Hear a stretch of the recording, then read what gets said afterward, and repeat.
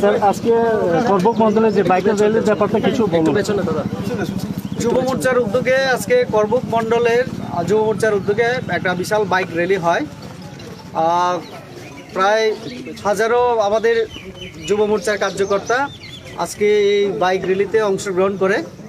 এই বাইক র্যালির আমাদের একটাই কথা যে আমাদের ত্রিপুরা রাজ্যে আমাদের বিপ্লব কুমার দেব মুখ্যমন্ত্রীর নেতৃত্বে এবং আমাদের জিষ্ণু দেববর্মন উপমুখ্যমন্ত্রী এই দুজনের নেতৃত্বে যেভাবে আমাদের সরকার কাজ করছে, সবকা সাথ সবকা বিকাশ এবং সবকা বিশ্বাস, এই যে উন্নয়নের যে গতিধারা, শান্তি সম্প্রীতি আমাদের রাজ্যের মধ্যে যে বিরাজ করছে, সেটাকে আমাদের ধরে রাখতে হবে।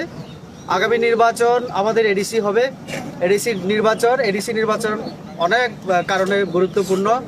একটা হচ্ছে আমরা দেখতে পাচ্ছি যে কেউ এনজিও থেকে রাজনৈতিক দলে, আবার কেউ বিভিন্ন ষড়যন্ত্র করে বিজেপির যে উন্নয়নমুখী কার্যকলাপ, জনগণের জন্য যে কাজ আমরা করছি সেটাকে ধামাচাপা দেওয়ার জন্য আর সাম্প্রদায়িক সুরসুরি দিয়ে আমাদের মধ্যে যে শান্তি সম্প্রীতির বাতাবরণ, এটাকে নষ্ট করার জন্য প্রত্যেক দিন একটা ষড়যন্ত্র চক্রান্ত চলছে।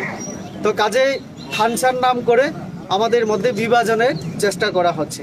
আজকের যুবকদের যে জমায়েত এবং র্যালি এবং অংশগ্রহণ, তাতে একটা জিনিস পরিষ্কার যে আমাদের যুবকরা, আমাদের ত্রিপুরার যে জনগণ আজকে অনেক সচেতন।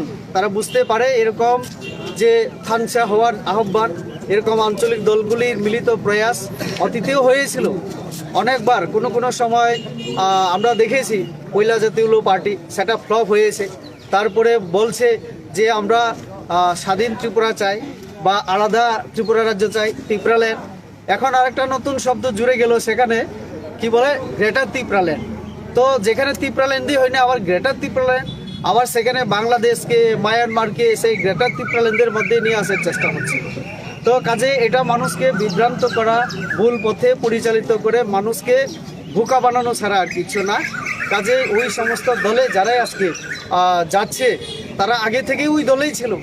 একটা দল ভেঙে 5টা হয়েছিল, এখন আবার 2টা দল মিলিত হয়ে আরেকটা চেষ্টা করছে।